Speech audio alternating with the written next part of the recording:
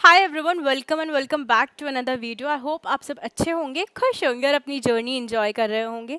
यार इस वीडियो में हम देख रहे होंगे कि ये जो रीलोकेशन प्रोसेस है ये हम कैसे करते हैं। जब हम रीलोकेट करते हैं एक दूसरी जगह तो क्या हमें अकोमोडेशन मिलता है या नहीं।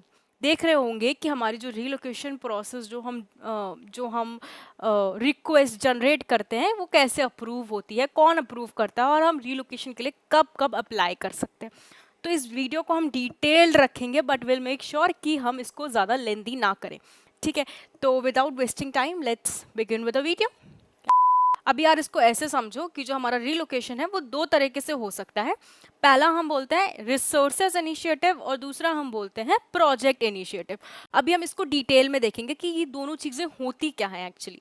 तो जो हमारा पहला टाइप है दैट इज रिसोर्सेज इनिशिएटिव। इसमें क्या होता है कि सपोज तुमने अपनी लोकेशन प्रेफरेंस में एक लोकेशन डाली और तुम्हें एज अ बेस्ड लोकेशन वो लोकेशन नहीं मिली। ठीक है, तो कुछ टाइम के बाद तुम्हें लगा कि नहीं, मुझे ये लोकेशन नहीं चाहिए, मेरे को वो लोकेशन चाहिए जो मैंने प्रेफर्ड लोकेशन डाली थी। ठीक है, तो तुम उसको चेंज कैसे करोगे? तो वो होता है कैंडिडेचर इनिशिएटिव, जो तुम खुद से इनिशिएटिव जाके बोलो कि मेरे को लोकेशन चेंज करनी है। ठीक है, अभी प्रोजेक्ट इनिशिएटिव हमने कैसे लिया है कि अगर तुम एक प्रोजेक्ट में हो, ठीक है, तुम एक प्रोजेक्ट में ऑनबोर्ड हो रहे हो और उस वो प्रोजेक्ट सिर्फ एक सो एंड सो लोकेशन पे है और वो लोकेशन तुम्हारी बेस लोकेशन नहीं है, तो तुमसे मैनेजर ये बोलेगा कि तुम्हारे लिए तुम्हें रिलोकेट करना पड़ेगा इस प्रोजेक्ट में ऑनबोर्ड होने के लिए। तो वो तुम्हारी रिलोकेशन वो इनिशिएटिव कर रहे होंगे, तुम्हें नहीं रिलोकेशन करना है, उनको तुम्हारा कराना है। दिस इज व्हाट रिलोकेशन जो हमें प्रोजेक्ट के थ्रू मिल रही होती है। तो यार सबसे पहले देखते हैं हमारा फर्स्ट टाइप ऑफ रिलोकेशन जो कि था रिसोर्सेज इनिशिएटिव।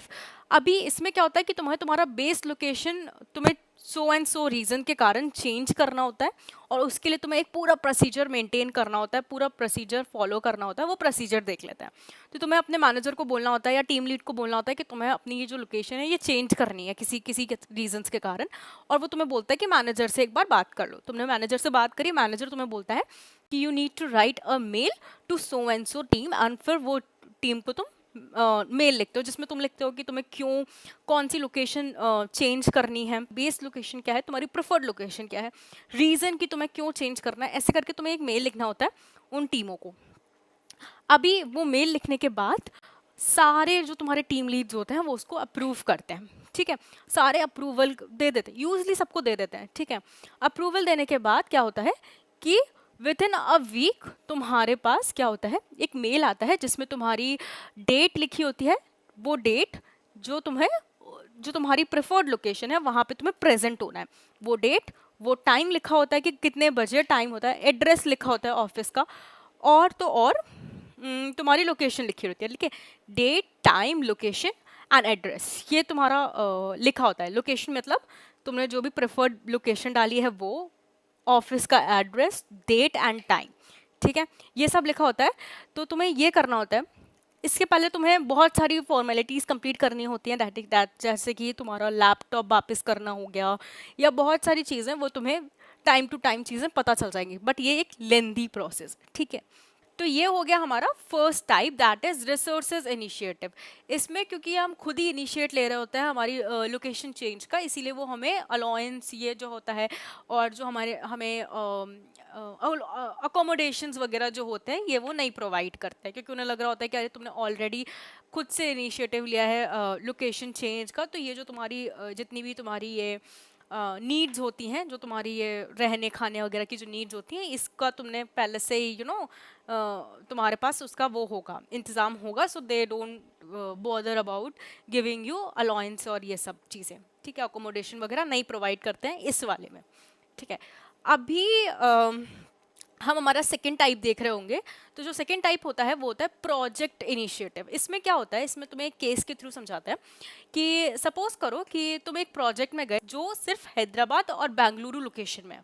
ठीक है, और तुम्हारी जो लोकेशन है वो, इनको छोड़ के तुम कुछ भी अज्यूम कर सकते हो, लेट्स से पुणे है, तो उन्होंने तुमको पहले ही जब तुम्हारा इंटरव्यू हो रहा होगा तो तुम्हें वो पहले बोलेंगे कि जो हमारी जो लोकेशन है वो पुणे जो वो हैदराबाद और बेंगलुरु की है, तो तुम्हें उसमें तुमको रिलोकेट किया जाएगा। ठीक है, तो तुम्हारी ये शिफ्ट्स रहेंगी. Are you comfortable in being relocated, are you comfortable in working in these shifts. ये तुमको वो पहले से ही तुम्हारे टाइम ऑफ इंटरव्यू तुम्हें बता दिया जाएगा. ठीक है, तुम्हारी सारी नीड्स प्रोजेक्ट की तुम्हें बता दी जाएंगी. अगर तुम इस चीज़ को अप्रूव करते हो, इसमें तुमको अप्रूव करना है कि तुम्हें रीलोकेट करना है या नहीं. अगर तुम इसको अप्रूव कर रहे हो कि हाँ मैं रीलोकेट कर सकता हूँ, then they'll ask you to onboard on a project. ठीक है, और वो तुम्हें रीलोकेट कर देंगे. और अगर तुम उन्हें अप्रूव नहीं करते हो, अगर तुम उन्हें रिजेक्ट कर देते हो, अगर तुम कहते हो कि नहीं मैं अपनी बेस लोकेशन में खुश हूँ, या मेरे को उन लोकेशन में नहीं जाना जिसमें आप बोल रहे हो, तो वो तुम्हें या तो तुम्हारी लोकेशन पे काम करना चाह रहे होंगे तो वो कर देंगे, नहीं तो वो तुम्हें प्रोजेक्ट में ऑनबोर्ड नहीं करेंगे. और अगर तुम ऑलरेडी ऑनबोर्ड हो चुके हो तो तुम्हें प्रोजेक्ट से रिलीज भी कर सकते हैं. ठीक है, तो ये होता है. अभी इसका प्रोसेस देख लेते हैं. तो इसका कोई लेंदी प्रोसेस नहीं है. इसका ये होता है कि तुम जैसे ही बोलते हो कि हाँ ठीक है मैं रीलोकेट करने के लिए तैयार हूँ, तो वो क्या करते हैं कि तुम्हें सीधा ही रिलोकेशन एक मेल आता है. उसमें जितनी भी उनकी अप्रूवल वगैरह चाहिए होती है वो खुद ही टीम्स के थ्रू दे देते हैं. तुमको कोई मेल वेल नहीं लिखना होता है. तुम्हारे पास डायरेक्ट एक मेल आता है जिसमें वो तुम्हें लोकेशन, एड्रेस और डेट और ये सब कुछ वो सारी डिटेल्स देता है जो तुम्हारी नेसेसरी होती है. और तुम्हें एक डेट दे देते हैं कि तुम्हें इस लोकेशन पे, इस टाइम पे, इस एड्रेस, इस ऑफिस एड्रेस में, इस जगह तुम्हें इस डेट को पहुंचना है. That's it. ये होता है. ठीक है, अगर तुम इसे अप्रूव करते हो तुम्हें प्रोजेक्ट मिल जाता है. अगर तुम इसे अप्रूव नहीं करते हो तो तुम्हें प्रोजेक्ट नहीं मिलता है, तुम्हें कोई दूसरा प्रोजेक्ट मिल जाएगा. ठीक है, तो ओके, तो ये था हमारा कि हमें दो तरह से रीलोकेशंस मिलते हैं. हमने देखा कि जो हमारा रिसोर्सेज इनिशिएटिव वाला रीलोकेशन है वो थोड़ा ज़्यादा लेंथी होता है एज़ कम्पेयर टू हमारा प्रोजेक्ट वाला रीलोकेशन. दूसरी चीज़ यार ये है कि हम कब एलिजिबल होते हैं, हम एज अ फ्रेशर कब एलिजिबल होते हैं. ये रिसोर्सेज, ये जो रीलोकेशन है, इसको लेने के लिए हम कब एलिजिबल होते हैं. ठीक है, तो अभी ये देखते हैं कि हम कब एलिजिबल होते हैं रीलोकेशन के लिए अप्लाई करने के लिए हम कब एलिजिबल होते हैं.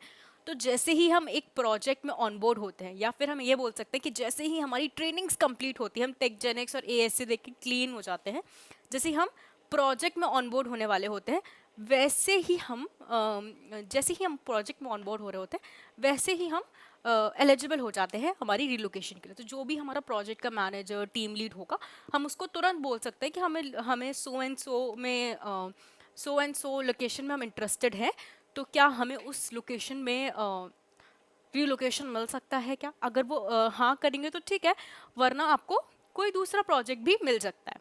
ठीक है, तो आप कब एलिजिबल होते हो, जब आप एक प्रोजेक्ट में ऑनबोर्ड हो चुके हो या होने वाले हो.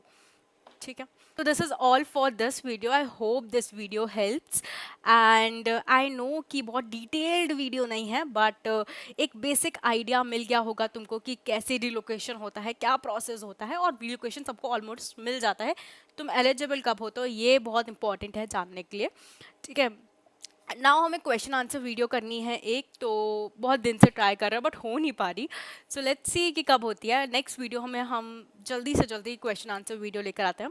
काफ़ी सारे लोग एक्शन आइटम्स की वीडियो देख रहे हैं, तो दिस मीन्स मैं मान सकती हूँ कि जो हमारा नया बैच है वो एक्शन आइटम भर रहा है. तो तुम्हें कोई भी डाउट हो एक्शन आइटम्स वर्क से रिलेटेड या कुछ भी ऐसा कुछ, तो तुम नीचे कॉमेंट में पूछ सकते हो. ठीक है, चलती मिलते हैं नेक्स्ट वीडियो में. तब तक के लिए बाय बाय.